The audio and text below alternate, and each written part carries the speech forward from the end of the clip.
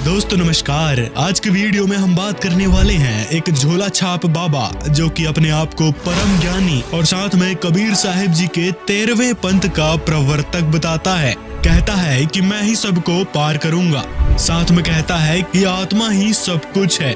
तो आइए विश्लेषण करते हैं इसके आत्म ज्ञान का।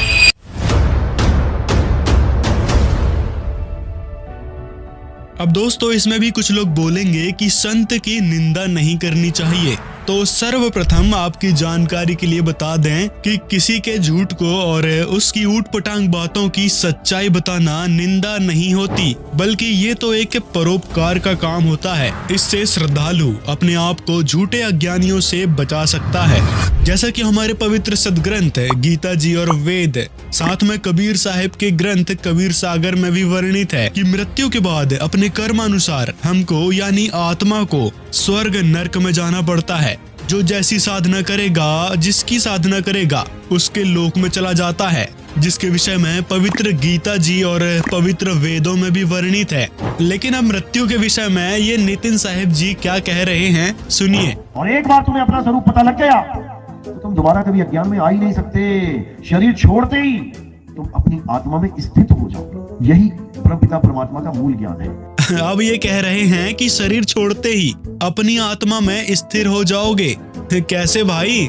आत्मा हमारे शरीर के अंदर है, मरने के बाद ये शरीर तो जला दिया जाएगा, फिर स्थित कैसे होंगे आत्मा में? अब दोस्तों इनका दूसरा वीडियो दिखाते हैं। तो इनकी माताजी कल शरीर को त्याग के मालिक के चरणों में चली गई। अब इसमें मालिक कहाँ से आ गए? नितिन साहिब तो कह रहे थे कि आत्मा ही सब कुछ है, अपने आप में समाना था ना, फिर मालिक कहाँ से आ गए? तो दोस्तों ये प्रसिद्धि पाने के लिए उआबाई बक रहे हैं। इनको खुद ही समझ नहीं आता कि ये बोल क्या रहे हैं। कभी कुछ बोल देते हैं, कभी कुछ। इनको यही नहीं कंफर्म है कि मोक्ष क्या है, आत्मा क्या है, गुरु के क्या कर्तव्य हैं, गुरु की आवश्यकता क्यों पड़ती है। इन सभी तथ्यों की जानकारी इस नितिन मदन पंथी को बिल्कुल भी नहीं है। गुरु का काम है केवल तुम्हें एड्रेस बताना कि तुमने जाना कहाँ है, आए हो तुम कहाँ से, जाना तुम्हें कहाँ है। इतना बस विचार लो, हो गया भजन। क्या 5 नाम जप रहा है? इतना बस विचार लो, हो गया भजन। आए हम कहाँ से, हमें जाना कहाँ है। यदि हमने ये बात विचार कर ली तो इससे होगा क्या?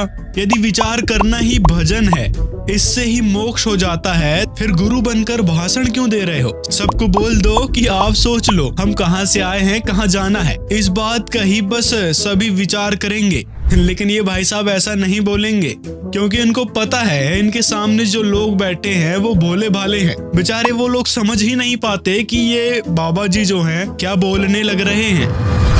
क्या 7 नाम जप रहा है, क्या 20 नाम जप रहा है? छोड़, हटा इसको। अब करना क्या है? ना कहीं आना, ना कहीं जाना, आपे में आप समाना।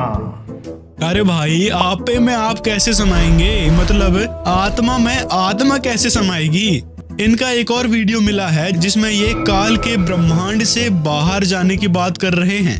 लेकिन ये ज्ञान तब समझ में आता है मेरे भाई, जब परमात्मा ने मोहर लगा दी हो तुम्हारे ऊपर कि इस जीव को इस काल की नगरी से, इस मृत्यु लोक से, इस ब्रह्म के ब्रह्मांड से बाहर करना है। तब ये ज्ञान समझ में आता है, नहीं तो नहीं आता। अभी तो कह रहे थे कि मृत्यु के बाद आत्मा में ही स्थिर होना है और न कहीं आना है, न कहीं जाना है, आपे में आप समाना है। अब कह रहे हैं कि काल के ब्रह्मांड से बाहर जाना है। अरे भाई, कबीर साहिब ने भी तो काल के ब्रह्मांड से बाहर सतलोक जाने की बात की है। कोई सतलोक नहीं जाना। कोई गुरु कहे सतलोक ले चलेंगे तुम्हें, भैया तुम ही जाओ, हमें नहीं जाना। आप कह रहे हो कि सतलोक नहीं जाना है, ऊपर से ये भी कि काल के ब्रह्मांड से बाहर जाना है। अरे भाई, कहीं तो स्थिर हो जाओ। लोगों को क्यों कंफ्यूज कर रहे हो? कबीर साहिब जी के ज्ञान को मान रहे हो, ऊपर से उनकी वाणी भी बोल रहे हो, तो एक तरफ तो होना ही पड़ेगा। कबीर साहिब जी की वाणी है, अधर द्वीप यानी सतलोक में, अधर द्वीप और गगन गुफा में तहाँ निज वस्तु सारा, ज्योत स्वरूपी अलख निरंजन यानी ब्रह्म, धरता ध्यान हमारा।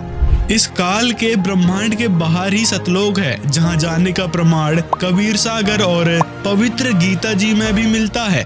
गीता ज्ञानदाता काल ब्रह्म ने गीता अध्याय 18 श्लोक 62 में उस सनातन परम धाम के विषय में बताया है, जहाँ जाने के बाद जन्म मृत्यु नहीं होती। क्या 5 नाम जप रहा है? क्या 7 नाम जप रहा है, क्या 20 नाम जप रहा है, छोड़, हटा इसको, छोड़, हटा इसको। अब इसी आत्मा का ज्ञान करवाना है केवल। ये नहीं गुरुजी मुझे परमात्मा चाहिए, बेटा जप राम राम राम। गुरुजी मुझे अल्लाह चाहिए, बेटा जप अल्लाह अल्लाह अल्लाह। गुरुजी मुझे वाहिगुरु चाहिए, बेटा जप वाहिगुरु वाहिगुरु। बिल्कुल नहीं। अल्लाह ईश्वर राम कहां है? तुम्हारी आत्मा में विराजमान है, बस तुम्हें आत्मा का ज्ञान चाहिए। अब ये कहते हैं कि नाम नहीं जपना है, तो फिर ये कर क्या रहे हैं? दीक्षा लेने वाले हैं वो हाथ खड़ा करें। प्रथम दीक्षा वाले, प्रथम दीक्षा में हमारे यहाँ भी देखो पहले 52 अक्षरी नाम दिया जाता है, वो 52 अक्षरी नाम दिया जाता है वो। तो भाई इस चीज से मुक्ति के लिए आपको मैं आज एक नाम देता हूं। जैसे ही आप श्वास अंदर खींचते हो तब आप क्या करो, जो ओम सोहम वाले हैं स्पेशली, जिनकी सांसों में काल का नाम बस चुका है, या सोहम वाले हैं, जब आप सांस लेते हो तो सांसों में उच्चारण करो। ये नाम जाप नहीं तो क्या है दोस्तों? इस स्वयंभू गुरु ने भगवान, भक्ति और गुरु पदवी को एक कचरा बना दिया है। गुरु का काम क्या होता है? ज्ञान को सुलझाना, ना कि उलझाना। कबीर साहब जी तो कहते हैं कि 9 मन सूत उलझिया, ये ऋषि रहे झकमार, सतगुरु ऐसा सुलझा दे, उलझे न दूजी बार। एक तरफ तो आप कबीर साहब जी का नाम लेते हो, साथ में कबीर साहब की बाणी भी बोलते हो, लेकिन इतनी सी बात इनके पल्ले नहीं पड़ती, तो ये सोचने वाली बात नहीं है। अब दोस्तों, जैसे हमको कोई दुख तकलीफ आती है तो हम डॉक्टर के पास ही जाते हैं। अब ये नितिन साहब जी कह रहे हैं कि तकलीफ होती है तो डॉक्टर के पास मत जाओ। सोच लो कि आप आत्मा हो, आत्मा को दुख तकलीफ थोड़ी ना होती है। साथ में ये कहते हैं कि आत्मा तो अमर है, फिर डॉक्टर से क्यों बोल रहे हो बचा लो बचा लो? बस इसका एक ही दोष है कि ये निर्भय नहीं हो सकता, डरता रहता है बेचारा, हाय मर गया, डॉक्टर साहब बचा लो, डॉक्टर साहब बचा। जो अमर है, जीव अविनाशी, वो अरदासें कर रहा है मुझे बचा लो, मुझे बचा लो। क्यों? क्योंकि वो अपने स्वरूप को भूल चुका है। वो अपने आप को एक छोटी मोटी चीज मान बैठा है, जो एक्सपायरी डेट लेके बैठा हुआ है। इतनी तारीख को पैदा हुआ था, इतने को मर जाऊंगा। आत्मा अमर है, ये जो स्थूल शरीर है वो थोड़ी ना अमर है। इस विषय में तो गीता जी भी कहती है। गीता अध्याय 15 के श्लोक 16 में लिखा है कि ये शरीर नाशवान है, जीव आत्मा अविनाशी है। इस शरीर में जो दुख तकलीफ आएगी उसके लिए डॉक्टर के पास ही जाना पड़ेगा ना, या फिर पूर्ण गुरु के पास जाना पड़ेगा, जो परमात्मा का कृपा पात्र संत होगा, जो सभी रोग और दुख तकलीफ को भी दूर कर देगा, जिसके बारे में पवित्र वेदों में भी लिखा है कि वह परमात्मा घोर अपराध को भी नाश कर देता है, यानी हमारे ऊपर दुख जो आ रहे हैं उसको खत्म कर देता है। वह पूर्ण गुरु कौन है जो उस पूर्ण परमात्मा से लाभ दिलवा सकता है? तो दोस्तों, इसकी बात हम आगे इसी वीडियो में करेंगे।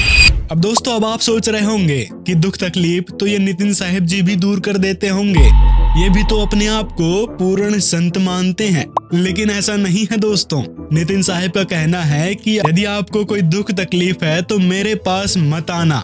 यदि कोई दुखी आ भी जाता है तो उसको ये कहते हैं कि आपको थोड़ी न दुख है, आप एक आत्मा हो और आत्मा अमर है। केवल आत्म स्वरूप की जानकारी के लिए मेरे पास आया करो। दोस्तों, इसके पास दुख तकलीफ का कोई समाधान नहीं है, केवल ऊट पटांग ज्ञान ही देना होता है इनको। अब दोस्तों, इनके पास मोक्ष के विषय में भी कोई ज्ञान नहीं है। बस इतना समझ लो, ज्यों तिल माही तेल है, ज्यों चकमक में आग, तेरा साईं तुझ में है, जाग सके तो। जब मेरा साईं मुझ में है तो सतलोक में कौन बैठा है? जब मेरा साईं मुझ में है तो अलग लोक में कौन बैठा है कुर्सी लगा के? मेरा साईं मुझ में है तो फिर अनामी लोक में कौन बैठा है? कौन बैठा है? कौन बैठा है? अकेला निरंजन बैठा है। वो क्या करेगा अकेला? ज्योति निरंजन अकेला नहीं बैठा, वो मन माया की लहर में चित स्थिर नहीं होए। जो बैठा है वो निरंजन है, और उसके आसपास जो बढ़िया बढ़िया रोशनियां चल रही हैं वो क्या है? वो माया है। दोनों एक साथ रहते हैं। इस फर्जी कबीर पंथी का ज्ञान यहीं से समझ सकते हैं। ये क्या बताता है? इसके सत्संग सुनने वाले लोगों ने ही जवाब दे दिया कि ये कैसा ज्ञान देता है, जब कबीर साहब जी ने स्वयं अपने सदग्रंथ है कबीर सागर में बताया है कि मेरा निज स्थान सतलोक है, और सतलोक के ऊपर अलख लोक और अनामी लोक हैं। मतलब ये सभी लोक परमेश्वर कबीर जी के निवास स्थान है। और ये अज्ञानी नितिन साहब कहता है कि अलख लोक और अनामी लोक में ये काल ब्रह्म यानी ज्योति निरंजन और माया यानी दुर्गा बैठे हैं। वह रे ज्ञानियों, एक तरफ तो कहता है काल के ब्रह्मांड से निकलना है, और दूसरी तरफ परमेश्वर के निज स्थान को ही इसने काल ब्रह्म का लोक बता दिया। दोस्तों इनकी एक बात का और खंडन करेंगे, जिसमें ये नितिन जी कहते हैं कि गुरु के चरणों में फूल डाले जाते हैं, सिर में नहीं। साहब कुछ भक्तों के सवाल थे। एक तो भगत ने मेरे को फोन करके पूछा था कि जो खुद की देही की पूजा करवा रहे हैं, तो गुरु नानक जी ने और कबीर साहब ने, इन्होंने कब अपनी देही की पूजा करवाई, कब अपने सिर पे फूल रखवाए? अच्छा, तो इसका देखो जी ऐसा है कि पहले तो ये भूल जाए कि देही की पूजा हो रही है। पूजा होती है गुरु चरण की। ध्यान मूल गुरु रूप है और पूजा मूल गुरु पांव। गुरु के अब अगला वीडियो देखिए, जिसमें ये अपने सिर में फूल डलवा रहे हैं। तो आज इस अनमोल सत्संग को खोलेंगे। उससे पहले दोस्तों सच्चा और पूर्ण गुरु वो होता है जिसकी कथनी और करनी में अंतर ना हो, मतलब जो बात बोल रहे हैं उन बातों को स्वयं भी अमल करे और अपने शिष्यों से भी अमल करवाएं, वो ही पूर्ण गुरु होता है। लेकिन दोस्तों इस मदनपति पंथ के गुरुओं का एक अलग ही ड्रामा है। ये लोग कहते कुछ और हैं और करते कुछ और कहते हैं कि हमारा ही वास्तविक कबीर पंथ है। अब दोस्तों आप ही विचार कर सकते हैं कि ये नितिन साहिब और मदनपति पंथ के जितने भी गुरु हैं उनके पास क्या ज्ञान है। दोस्तों इस वीडियो में आपको दिखाया कि अपने आप को कबीर पंथी और 13वें पंथ का प्रवर्तक होने का दावा करने वाले फर्जी गुरु का ज्ञान। अब दोस्तों आपको ये बात जरूर जान लेनी चाहिए कि कबीर साहिब जी का वास्तविक मार्ग कौन सा है। एकमात्र सच्चा कबीर पंथ है संत रामपाल जी महाराज का है। जी हाँ दोस्तों, अन्य सभी कबीर पंथ झूठे हैं और सच्ची पूजा और सच्ची दीक्षा नहीं देते। अतः वो लोग अपने सभी शिष्यों को मोक्ष नहीं दिला सकते। केवल संत रामपाल जी महाराज के पास ही सच्ची भक्ति और सच्चा नाम यानी दीक्षा है, जिससे जीव का कल्याण हो सकता है।